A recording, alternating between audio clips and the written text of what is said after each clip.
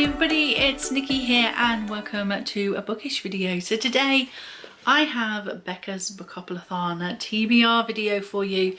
I made my own little board game. I had to stick a couple of sheets together to try and make a square. And oh my god, maths is not my strong point. Trying to make this board game was a lot harder than it looks. So kudos to Becca for doing this every year, because it hurt. It really hurt. So I will be rolling 5 rolls for this. I will leave, by the way, I will leave Becca's announcement video for Becca's Bookoplothon for September in the description box below, so please check that out for all the rules and all the gameplay and everything. Becca explains it so much better than I do, so much more eloquently than I do, so I always try to get people to go over to the original creators video to find out the rules and everything, because it gives them more views, because they deserve it. But basically I made the board. I copied it from the Google Docs that she created. I didn't use the same colours on the board. I used the original sort of colours. I think she sort of prettied it up with more pinks and blues and purples and stuff. So but I stuck to like the normal colours. But I did use all of the prompts around the board that she used. The community shelf pieces I had from a previous time that I played Becca's Bookoplothon. And then for my chance cards, I just used my TBR mug. So yeah, I did that. So let's roll gameplay and see what Becca's Bookoplothon did for me, because Bookgammon wasn't very nice to me. So let's see if Becca's Bookoplothon is going to be nice to me. Okay, so I have made Becca's Bookoplothon board. You can't see it very clearly because the spaces are quite small, but hopefully this will be okay. I am using this mermaid tail lip balm as my playing piece, so that is going on the go space. I do not have the chance cards, so what I'm going to use is my TBR mug, which I felt like the board took me ages to make, so I decided to just use my TBR mug that already has books that I want to read, books that I don't want to read very much already in here, so I didn't see the point in writing them out again. So I'm going to call chance basically my TBR mug. But I do have some Bookoplothon community chess cards that were from a previous Bookoplothon that I played, so I am going to use those. The cards are really tiny, but I will show you them up close. So we have our 2 dice. I am going to roll 5 rolls. I feel like that plus what I already have with Bookgammon should be enough to see me through the month, so let's go with roll number 1. So that is 9. So 1, 2, 3, 4, 5, 6, 7, 8, 9. So our first roll lands us on buildings. Our second roll, let's turn you around like this so you can see. Oh. 6 and a 1, so that's 7. 1, 2, 3, 4, 5, 6, 7. So that is an orange, and that is a favourite trope. Our third roll, 2 and a 3, so that's 5. 1, 2, 3, 4, 5. Random emoji. Our fourth roll, let's turn you around. Our fourth roll is 1 and a 4, so that is 5. 1, 2, 3, 4, 5. Oh, features of romance. That should be pretty easy. And our last final fifth roll, a double 3. So it's not going to be our last roll because doubles mean adding an extra roll on. So 6, 1, 2, 3, 4, 5, 6. So that is a third person perspective. And let's move you around again. Can I get round the whole board on our last roll? So our 6th and hopefully final roll is 6 and a 2, so that's 8. 1, 2, 3, 4, 5, 6, 7, 8. We finished where we started on go. So I have to randomize my TBR. I don't know how I'm going to do that, but we'll do it. That couldn't have been a more perfect game of Bookoplothon if I tried. We didn't get to use our community chess cards, and I didn't get to use my TBR mug. But we did get from start to finish all the way around the board. Yay! So the quick answer to that question of was Becca's Bookoplothon nice to me was no. No, she wasn't. So I did get a double, so I ended up having to do 6 rolls instead of the 5. It's all right, it's fine, adding to my already pretty hefty TBR for September when I needed it to be light and easy because I have stuff going on, but it is what it is. If I don't get to them all, no harm, no foul. So our first roll, I landed on buildings, which was, let me have a look at my board, which was the light blue space. So for that, I picked a book that was actually staring me in the face as I was playing the board game, because I've recently just received this as a pre-order, and that is The Book Eaters by Suni Dean. We have a beautiful Waterstones edition.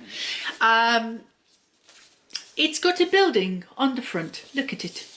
And the reason why this was staring me in the face was because I had left it on my desk ready to input the information into my notebooks, you know, because I keep a lot of notebooks about books that I've received into my collection, how many pages they've got and everything. It's a whole cataloguing thing that I do, and this was waiting to be catalogued into my system, so it was sat on my desk, so I was like, building, that'll do.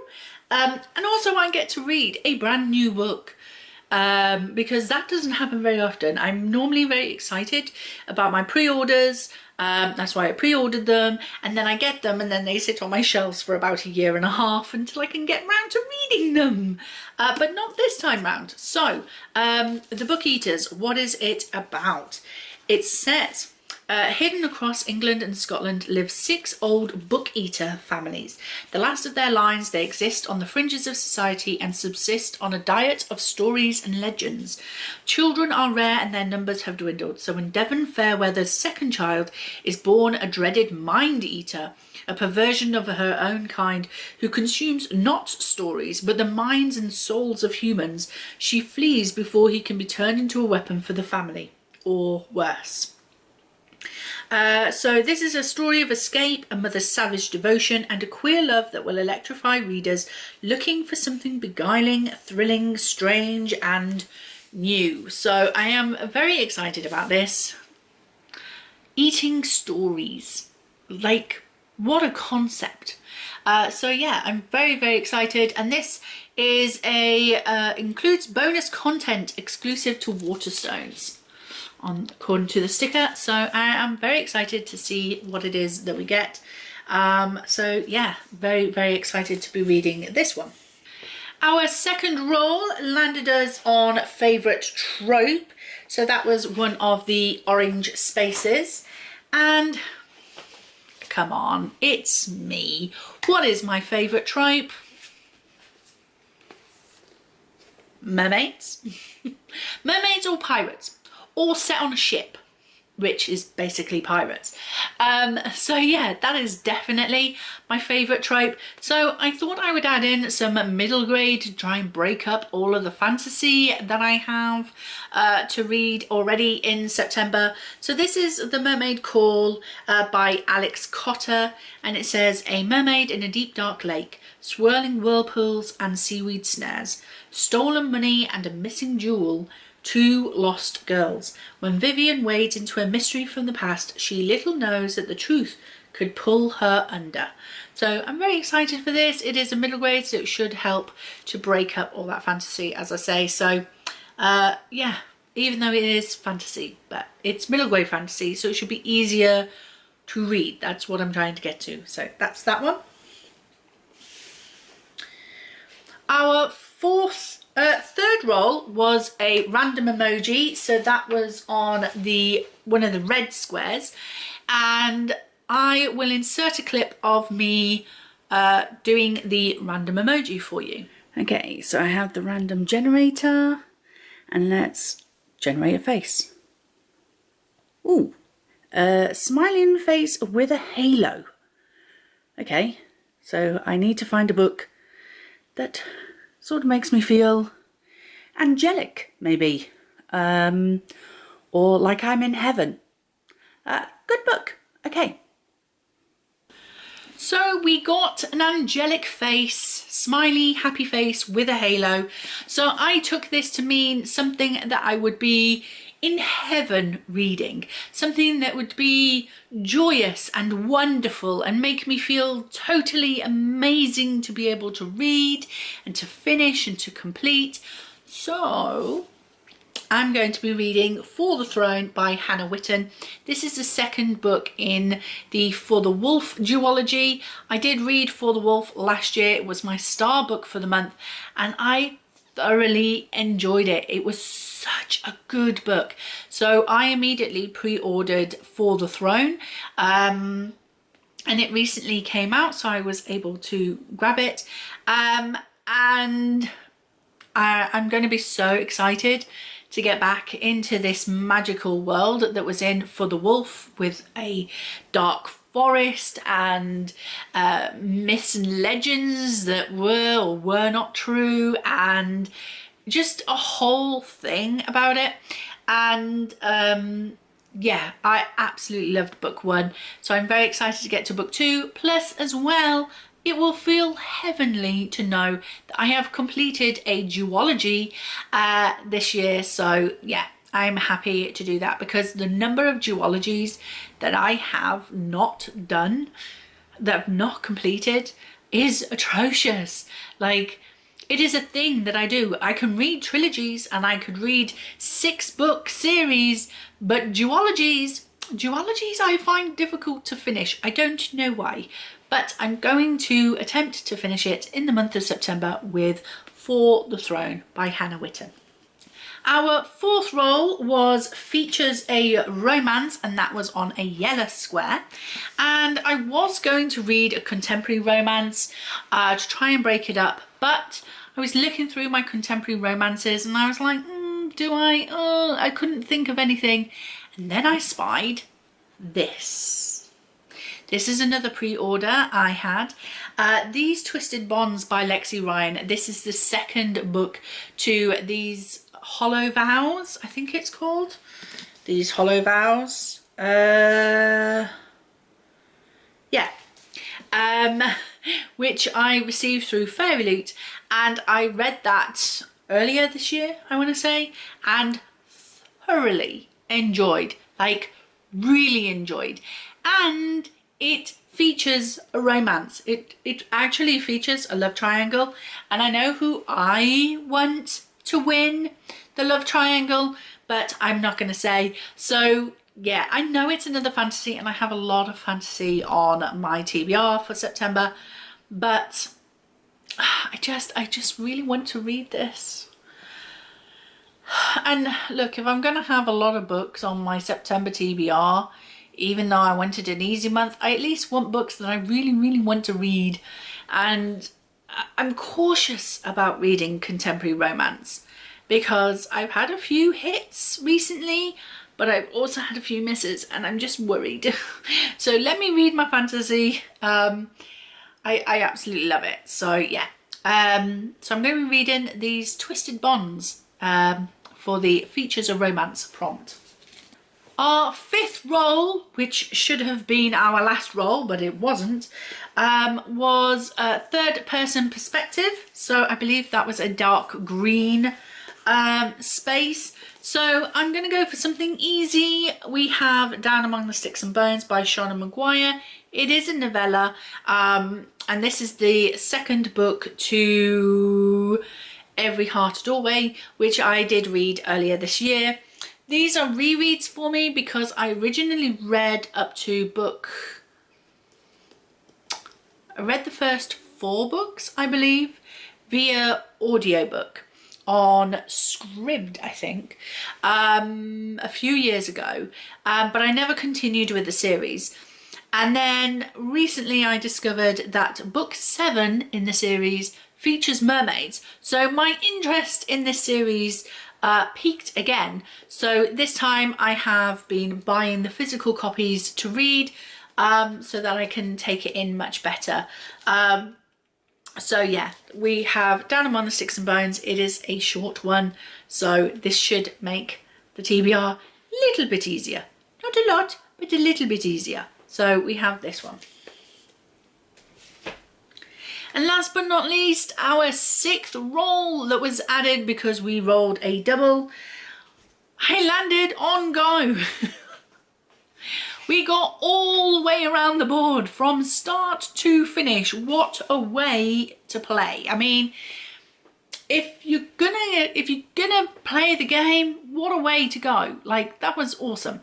So what I did to randomize my TBR, because I don't have all of my books on Goodreads, and I've added some books on my want to read Goodreads list that I don't actually physically own, so I couldn't use Goodreads, basically, is what I'm trying to say. So what I did was I took my book where I note down, as each book comes in, I note down its title and its author, and I've separated them into what the years that they come in. So I don't separate them into what month they came in or anything, but I have a header, books I bought in 2020, books I bought in 2021, and so on and so forth. And so I took that notebook, I counted how many pages, of books I had. I had 40 pages worth of books that I've bought or brought into my collection since 2019. And each page had 22 lines. That's a lot of books. So what I did was I then took my random number generator. I chose a number between 1 and 40. We came up with page 19. And then I did it again for lines 1 to 22, and I got line 1. So on page 19, line 1 was this book, The Never Tilting World by Rinchipeko. I'm apprehensive. I'm apprehensive because I read an arc that we got from Fairy Loot by Rinchipeko called Wicked As You Wish a few years ago, and I wasn't too impressed with it, and it kind of put me off reading this one, but I'd already purchased this one at that time, so it's been sat on my shelves ever since, going, yeah, but I might not be as bad. It says a demoness is what they call a goddess that men cannot control. Very true, very, very true. So it says a world split between day and night, remarkable in beauty and fearsome in power, generations of twin goddesses have long ruled Aeon, until 17 years ago, when one sister's betrayal defied an ancient prophecy and split their world in two. The planet ceased to spin, and 3/4 of the world perished. Now a great abyss divides the planet. One side, cloaked in perpetual night, the other scorched beneath an unrelenting sun.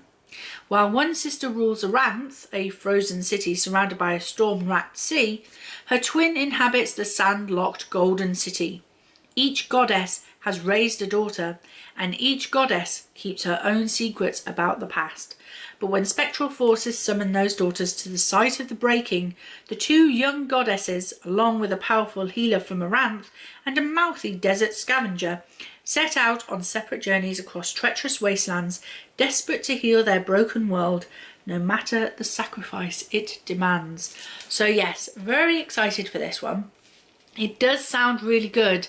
I'm just really worried about the writing style, because that's what I didn't like from Wicked As You Wish by Rinchpeko. So the story sounds good. I'm just worried about its writing. So I'm apprehensive about this one. She is also a chonker. She has got 481 pages. So yeah, I'm a little bit worried about this one. But it's about time that I got it read and see if I do like it, because maybe, just maybe, it might be different this time. So that is that. So my TBR. My TBR for Bookoplothon is The Never Tilting World by Rinchpeko. Down Among the Sticks and Bones by Shona Maguire.